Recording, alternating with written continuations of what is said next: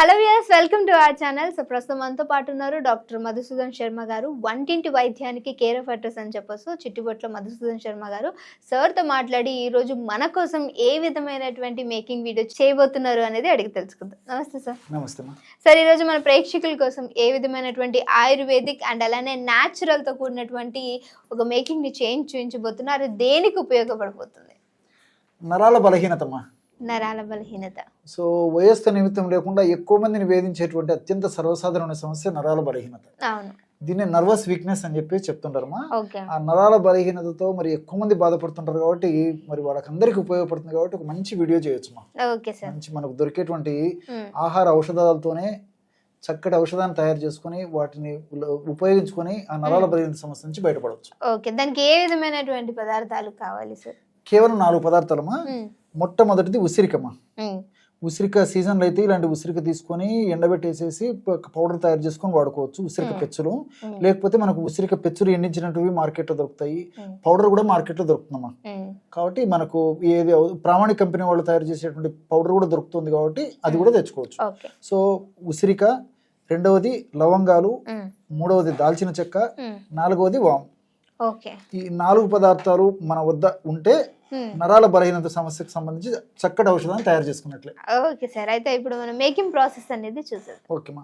So మొట్టమొదట ఏం చేయాలంటేమా, ఈ యొక్క ఉసిరిక పొడి ఒక 20 గ్రామ్స్ ఒక చిన్న కప్పులో కానీ, ఒక చిన్న ప్లేట్లో కానీ, ఒక చిన్న పాత్రలో కానీ తీసుకోవాలమ్మా. మొట్టమొదటిగా ఉసిరిక పొడి ఒక చిన్న ప్లేట్లో కానీ, లేకపోతే ఇట్లాంటి కప్పులో కానీ, ఏదైనా ఒక పాత్రలో కానీ తీసుకోవాలమ్మా. ఉసిరిక పొడి ఒక 20 గ్రామ్స్ తీసుకోవాలి. ఔషధం తయారు చేసి చూపించేందుకు ఇక్కడ కొద్దిగా మాత్రమే కలపడం జరుగుతుందమ్మా.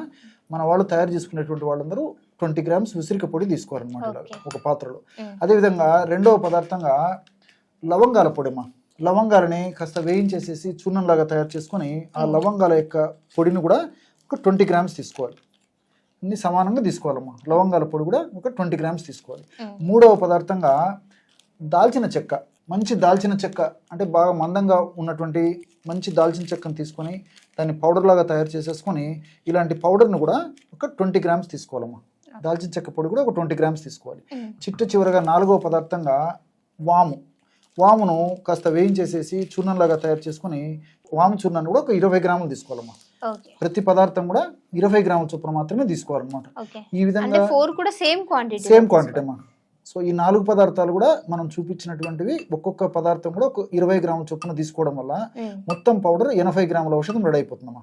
4 పదార్థాలు. ఇప్పుడు ఈ యొక్క 4 పదార్థాల్లో కూడా నరాల బలహీనత తగ్గించేటువంటి అద్భుతమైనటువంటి ఔషధ గుణాలు, రసాయన తత్వాలు ఉన్నాయమ్మా. ఉదాహరణకి ఉసిరిక గురించి మనం ఆలోచించినట్లయితేమా, ఉసిరికలో ఉన్నటువంటి కొన్ని రకాలైన రసాయన పదార్థాల యొక్క ప్రభావం చేత ముఖ్యంగా ఈ కెఫిక్ యాసిడ్, అదేవిధంగా విటమిన్ సి, ఇలాంటి అనేక రకాలైన రసాయన పదార్థాలు, క్యాంఫరాలు, ఇలాంటి అనేక రకాలైన రసాయన పదార్థాల యొక్క ప్రభావం చేత ఈ మైటోకాండ్రియా అనేటువంటి శక్తినిచ్చేటువంటి యొక్క భాగాలు ఏవైతే ఉన్నాయో కణంలో, ఆ యొక్క మైటోకాండ్రియాని ఉత్పత్తి ఎక్కువ చేసేందుకు, అదేవిధంగా మైటోకాండ్రియా సమర్థవంతంగా పనిచేసేందుకు కూడా ఈ యొక్క పదార్థాలు ఉపయోగపడతాయి. కాబట్టి ఎప్పుడైతే మైటోకాండ్రియా శక్తివంతంగా తయారవుతుందో అప్పుడు సర్వసాధారణంగా వీక్నెస్ కూడా తగ్గిపోతుందమ్మా. సో ఉసిరి అంత అద్భుతంగా పనిచేస్తుంది, వ్యాధి నిరోధక శక్తిని పెంచేందుకు ఉపయోగపడుతుంది. అదేవిధంగా ఈ లవంగాల్లో ఉన్నటువంటి యూజినాల్ అనేటువంటి రసాయన పదార్థం కూడా చాలా అద్భుతంగా ఈ యొక్క నరాల బలహీనత తగ్గించేందుకు ఉపయోగపడమే కాకుండా మరి ఈ యొక్క కండరాల నొప్పి కానీ, కీళ్ళ నొప్పులు కానీ, ఇలాంటి నొప్పులు తగ్గేందుకు కూడా ఈ లవంగాల్లో ఉన్నటువంటి యూజినాల్, మెగ్నీషియం ఇలాంటి రసాయన పదార్థాలు ఉపయోగపడతాయమ్మా. మూడవ పదార్థంగా మనం చెప్పుకున్నటువంటి దాల్చిన చెక్క ఉన్నటువంటి సినమాల్డిహైడ్, సిసమిక్ యాసిడ్, ఇవి కూడా మైటోకాండ్రియాను శక్తివంతంగా చేసేసి మైటోకాండ్రియా సమర్థవంతంగా పనిచేసేందుకు చాలా చక్కగా ఉపయోగపడతాయి. వాములు అన్నటువంటి థైమోక్విన్ అనే రసాయన పదార్థాలు కూడా మరి నరాల బలహీనత తగ్గేందుకు చాలా చక్కగా ఉపయోగపడతాయమ్మా. ఈ 4 పదార్థాలు కలిపి మనం ఔషధంగా తయారు చేసుకుని వాడుకుంటాం కాబట్టి ఫలితాలు మరింత శీఘ్రంగా, శక్తివంతంగా, సమర్థవంతంగా కలగడమే కాకుండా అనేక రకాలైన సైడ్ బెనిఫిట్స్ కూడా ఈ యొక్క పదార్థాల వల్ల కలుగుతాయి. ఈ నరాల బలహీనత సమస్య అనేసరికి మరి కొంతమందికి పోషకాహార లోపం వల్ల నరాల బలహీనత సమస్య వస్తుంది, కొంతమందికి షుగర్ లాంటి సమస్య ఉన్నప్పుడు నరాల బలహీనత వస్తుంది, కొంతమందికి మరి వెయిట్ ఎక్కువగా ఉండడం వల్ల నరాల బలహీనత వస్తుంటుంది, కొంతమందికి పోషకాహార లోపం వల్ల నరాల బలహీనత వస్తుంటుంది.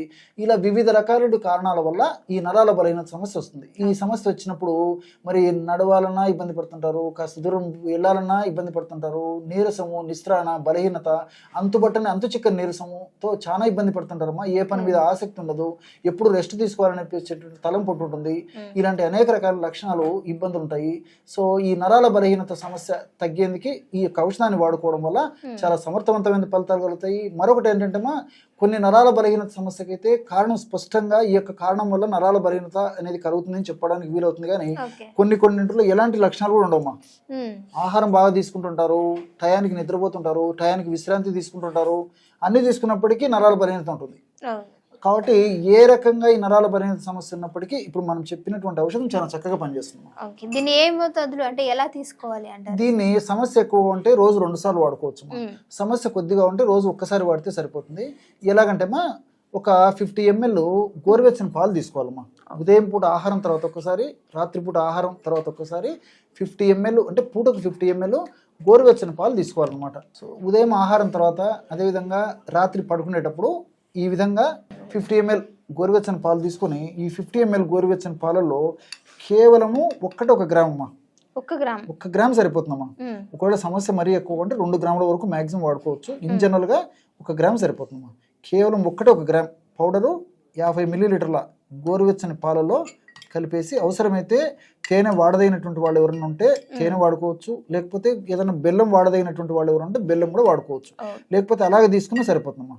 సో ఈ విధంగా తయారు చేసుకున్నటువంటి ఈ యొక్క పానీయం క్షీరాన్ని గిన సేవించినట్లయితే చాలా సమర్థవంతంగా, శీఘ్రంగా, వెంటనే, సత్వరమే ఇందులో ఉన్నటువంటి ఔషధ గుణాలు, రసాయన తత్వాలు మన దేహంలో ప్రవేశించి నరాల బలహీనతకు కారణమయ్యేటువంటి వివిధ రకాలైనటువంటి అంశాలంతా విచ్ఛిన్నం చేసి చక్కటి శక్తిని ప్రసాదించేందుకు చాలా అద్భుతంగా పనిచేస్తున్నామా. కాబట్టి రోజు 2 సార్లు వాడుకోవచ్చు. సమస్య కొద్దిగా ఉంటే ఒక్కసారి వాడితే సరిపోతుంది. మరి ఈ యొక్క ఔషధం అయిపోయిన తర్వాత మళ్ళీ ఫ్రెష్గా తయారు చేసుకుని అవసరాన్ని బట్టి వాడుకుంటుంటే సరిపోతుందా. చిన్నపిల్లల నుంచి పెద్దల వరకు అందరూ వాడుకోదగ్గ దివ్యమైనటువంటి ఔషధము ఈ నరాల బలహీనతకు సంబంధించి మనం చూపించినటువంటి ఔషధం అమ్మా.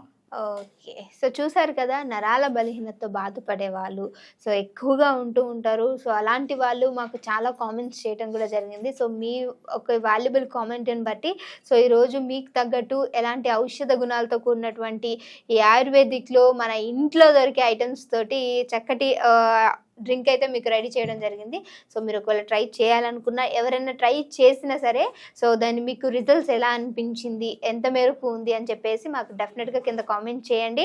ఇంకేమైనా మీకు హెల్త్ ఇష్యూస్ ఉన్నా సరే అవి కూడా కింద కామెంట్ చేసినట్టయితే సార్తో మాట్లాడి సో దాన్ని మీకు ఏ విధంగా మీ ముందుకు తీసుకురావాలంటే ట్రై చేస్తాం. Thank you so much for your watching.